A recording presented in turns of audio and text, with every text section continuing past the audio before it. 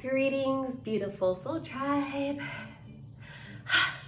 Greetings. So the energy's been pretty stuffy lately. Very, I feel collectively and within myself that there's a lot of like clasping energies, like frequencies that are trying to just latch on. Old shit, old stuff that we've healed through, old phases that we've worked through, but a speck of remembrance of how far we've come and how we honor ourselves. So if you are working or in a relationship, any type of relationship, you may be going through this shift, especially if you're tuned into this right now. So feeling anxious, you're feeling you can't, it's gaining your inner peace or being within your peace.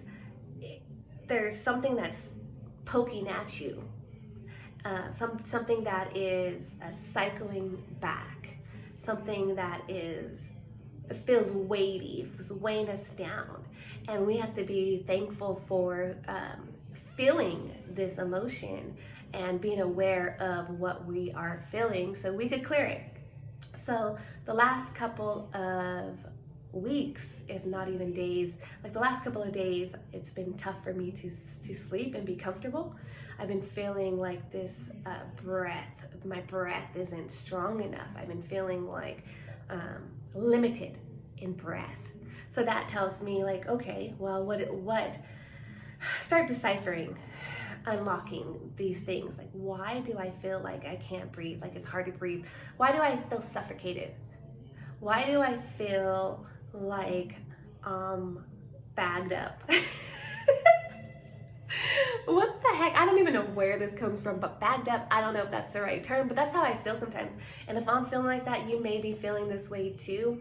And it could be that maybe work is overwhelming you, or the people at work are suffocating you, your energy. And as we grow here in frequency and we keep raising our frequency, because that's what we do, earth warriors, guides are coming in. It's like, hey, shake that shit off. It's gonna be okay. But then I've been feeling like my energy's been here, and then as I'm raising it, there's a little bug coming here to come try to suck it up. And unconsciously, by interacting, we can fall. I wouldn't even say victim, because it's our own fault. It's our own fault because how many times are we taught or reminded of this lesson of energy vampires and how to protect ourselves? And we think we're so protected, we get so confident. We're so confident, ooh, we are masters. Been doing this for years.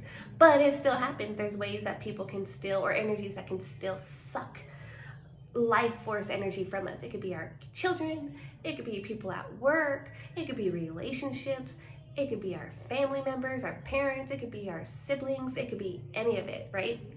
So the awareness is already here. And me as a regular, I would say a regular, clear, I cleanse, I remove, I cleanse, I bring in light. It still happens to me. All the healers out there, light workers, none of us are fully banished from falling into these old cycles, these old little bits of maggots, little fleas popping in. But what's important to the collective is to remind or to remember, I'm choosing my words a little bit better, to remember that it is perfectly okay to have felt this way, to have been a victim of energy vampires. They're lurking all around us. It could even come from little children, and some are conscious, some are very, very unconscious of it. So I just want to be the first to say on here that it's okay. It's okay that when we rise and we feel we fall, we get back up again and we continue. We dust ourselves off. We pick that little freaking energy flea off of us and we flick it back with love. And we just layer up in protection. And we have to remember to do that. So feeling suffocated as I'm sleeping and just not having space, I also realized that, I'm not taking enough time for myself. I'm helping a lot of other people that I'm not fully doing the work for myself like I used to, because as we continue to grow, I guess I could say our pipeline to people, we're magnetic to help others, and we want to help others, and it's okay to take time for yourself because it's much needed, or else your battery, because you're here, when you're you're overfilled, this is when you can help others. And I have a couple of Soul Tribe members that always meets me up here, and I'm very thankful. And so when I go ghost and I'm doing my things and helping others, whenever we connect, Moonflower, we're here. We're here, and they're like, this is what's going on, this is what's going on. We don't feed off of each other, for example. And then us as teachers, yeah, you're a teacher too. So we help others in some shape, some form, some way, even if we're just in a store at the right time, sending a smile, or walking someone out, walking with a lonely, older, elderly lady out the store at night, and we're standing right next to her, going to our car, shining our light, giving that protection. So light workers and what we do comes in many forms of work for the collective. I don't know if that makes very much sense right now. It's just there's a lot of stuff that's coming up in. So over the last few weeks, oh my gosh, my energy has been feeling tired. I felt like there was some interference that was coming in, and I realized that there actually was a layer of interference that was coming in as a distraction. And then after that distraction was removed by awareness, another distraction comes in. So we are constantly going to be faced with distractions coming in. We just need to recognize what's a distraction and what is working for us and what's working against us, I guess is what we can say. What is an asset and what's the liability, the difference, right? But the wholeness of it all, it's always working for us, because if we fall for the distraction or whatever it may be, it just reminds us that we need to consistently layer up with energetic protection and healing and grounding and getting back to your meditations, or starting a process so we can layer up so that distraction won't be so easy the next time, because those distractions are always going to come at us. I mean, that's just how it is. And we're going to be up here and down here, like all the light workers, all the healers, everyone you see on YouTube, no matter how much light they're showing that they're putting out, if they're only showing that they're light, start questioning that, because we're human.